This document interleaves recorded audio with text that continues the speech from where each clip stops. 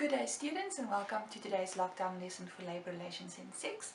Ons is steeds besig met module 6 en ons gaan nou kyk na deel 4 waar ons gaan loer na die griewe prosedure. Dis een van jou eerste prosedures vir die hoofstuk, very important part of the external exams, and it's also a very important upward communication tool that employees can make use of to voice their grievances or their complaints or issues with the management team.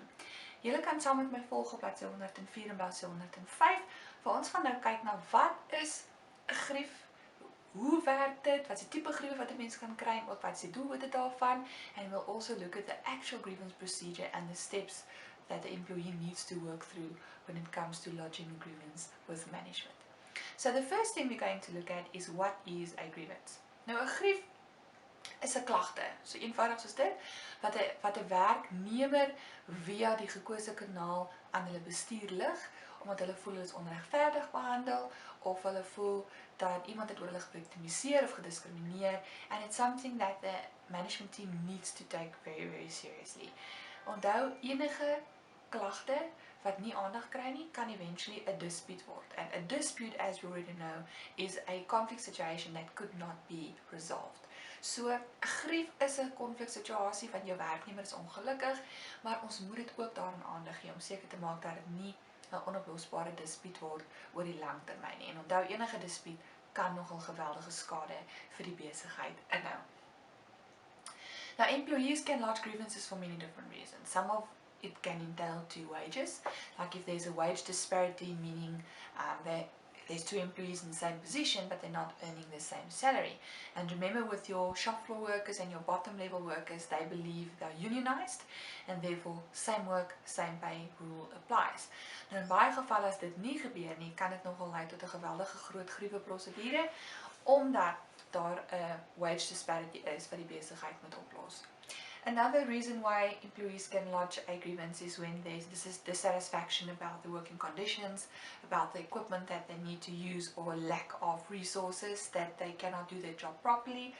Dit kan ook natuurlik wees as gevolg van ontevredenheid oor enige ander aspek, soos diskriminasie of victimisering, of natuurlik onregverdige, inconsistent behandeling van werkers in die werksplek. Now, there are two types of disputes or grievances at this stage. We have a individual grievance and a collective grievance. Now, individual grievance is when you as an individual has a complaint or a grievance against either a manager or colleague, or as a result of unfair working conditions or workload, of wat ook in die geval mag wees. Dis een persoon wat die griewe prosedure volg vir iets wat hulle pla. Whereas a collective grievance is normally a group of workers that's represented by either a shop steward or a other representative that puts in a complaint in based on working conditions, wages, or even fringe benefits. Okay, en as dit 'n kollektiewe grief is, kan dit eventually oorsit in 'n dispuut wat moet opgelos word volgens die conciliation, mediation, arbitration route, waar as ons gaan kyk na individuele grief, kan ons dit gewoonlik nogal one-on-one oplos if the case is not that serious. So what are the objectives of a grievance procedure? One of that is to allow for effective dealings with on complaints or issues that employees might have. Jy wil ook 'n geleentheid gee vir werkers om hulle klagtes opwaarts te gee en om opwaarts te kan kommunikeer. We want to deal with these grievances before it becomes something more serious, like a dispute that will need more formal attention. And of course, it allows the business to create a culture of problem solving and mutual respect where employees trust each other enough to voice their grievances and complaints with management. Nou, of dit 'n individuele grief is of 'n kollektiewe grief, die individu gaan wel die griewe prosedure moet volg, en dit bestaan uit 5 stappe. And in the first step of the grievance procedure, the employee must go to their line manager or direct supervisor and just lodge their complaint verbally with them. And the line manager in this case plays a very important role. They normally give feedback to the employee and they make sure that the complaint is dealt with appropriately. Okay. If, however, the line manager does not give feedback to the employee within 2 working days, the employee can go back to the line manager, this time with a representative. And this is step 2 of the grievance procedure. Jou verteenwoordiger in hierdie geval kan of 'n vakbondverteenwoordiger wees of 'n mede-kollega, wat dan net saam met jou gaan om jou saak te versterk en om op te tree as getuie dat die werknemer wel die prosedure gevolg het en dat hulle wel vir die tweede keer by die lynbestuurder was of die supervisor was that could not give feedback in step 1.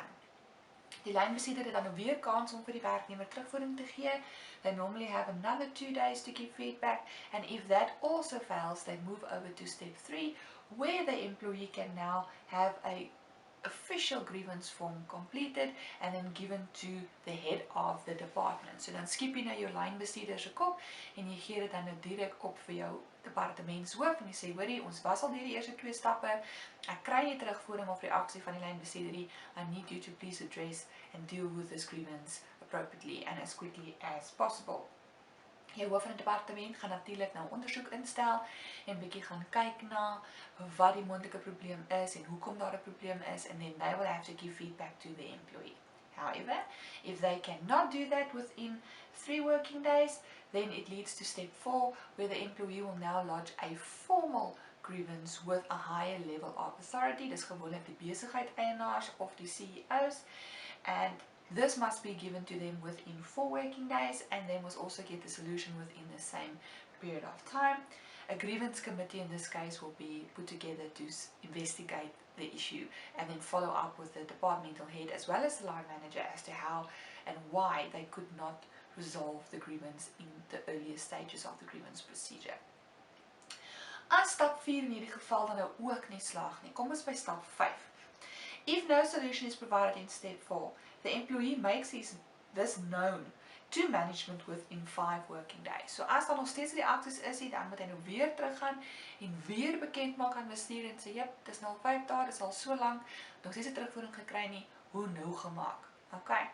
And they say here, solution must be given in 5 working days. If not, the grievance procedure will end and the employee will have no other choice than to escalate the grievance outside of the business.